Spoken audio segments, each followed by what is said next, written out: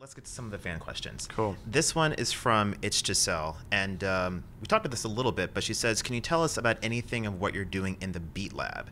You make various tweets here and there saying that, you know, you're in the lab, you're working on stuff.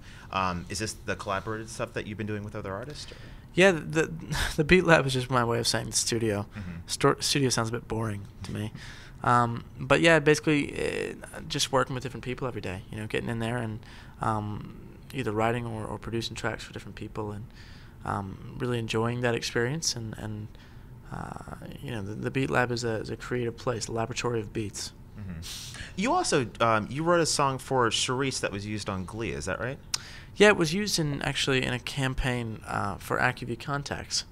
It was a really interesting project that I was kind of given, and I was approached by AccuView, and they said we have this whole campaign revolving around one day, and Charice will be singing the song. We don't have the song. Will you write it? And so I took some time to think about how I could creatively tie in one day into the song, and worked with these two guys in Nashville, really great writers, and we wrote the song, and they heard it, loved it, and then she came in and sang it, and it turned out really great. And I'm really excited about it, and I think she's got a bright future ahead of her as well. Obviously, such an incredible voice, and you know, with I think the right song, she could have a really long career. So it seems like you're working with a really interesting group of people between, you know, Charice, Mario, Grace, and Chance, just a very diverse group.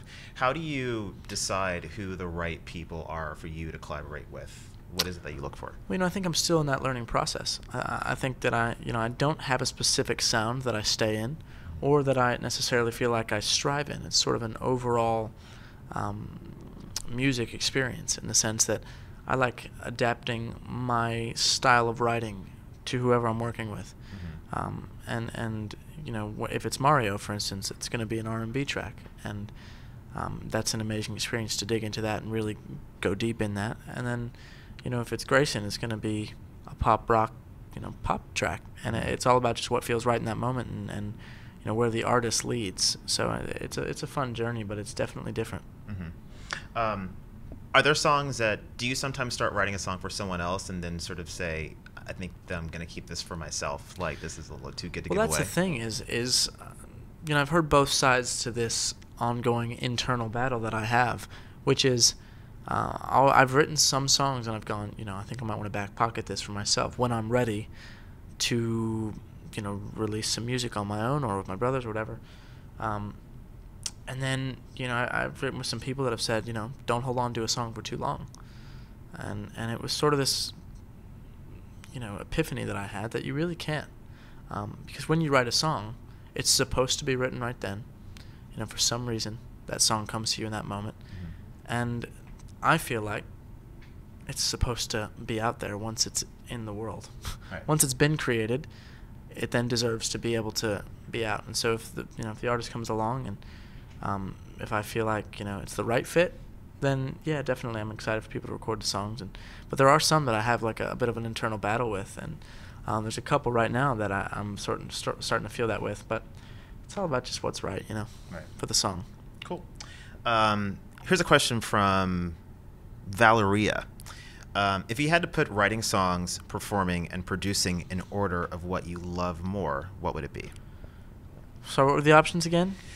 We've got writing songs, performing, and producing. I don't know.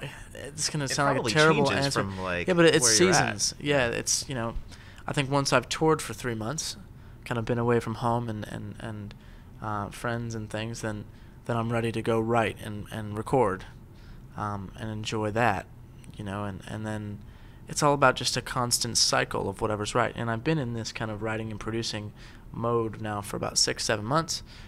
However, it's also continually changing. New people, new ideas every day, and then new environments to create in.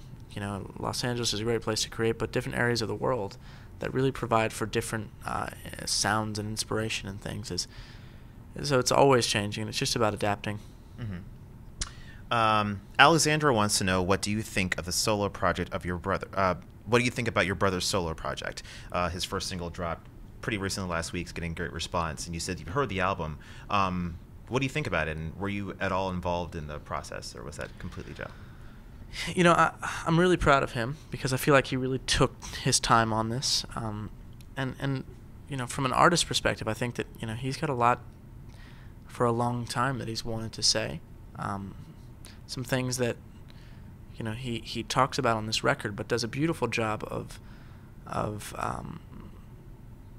making it just as great a song as it is a story. I feel like, you know, and I think, you know, a lot of the time we think they're one and the same, but I think they're two separate things. And if you can create a song that tells the story and then is a great song on its own, even if you're not relating to the specific issue he's talking about as an artist, then it's beautiful. And the whole record as a whole piece of art is brilliant. And the single, I heard that, and it came at the 11th hour. It was literally right towards the end, and we were on our way, of all things, to go play paintball with a group of friends, and he was in the studio till, I don't know, 4 with Chris, and they worked on it, and then he came in and was so jazzed. It was like 8 in the morning, so he was a bit delirious, and I was like, this is it. Like, this is the song that you've been waiting for.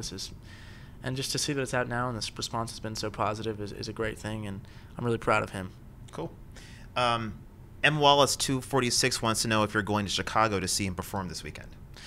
You know, I have to decide because I might be back in LA doing some recording with somebody, a really exciting project that I'm not able to speak about yet, but that it's a song that I've connected with as an artist in a really personal level, and I feel like it's one of those that I was speaking about where you have to kind of let it go. And it is like children. Like, it's like, you know, I feel like it would be, you know, a parent letting their kid go their first day of school. It's kind of how I feel about my songs sometimes. Right. And this one is one of those. But the artist could really make it something great. And so we'll see. I hope I can make it out to the show, but I'm not sure if I will. Okay. But I'll be cheering him on from, you know, LA regardless.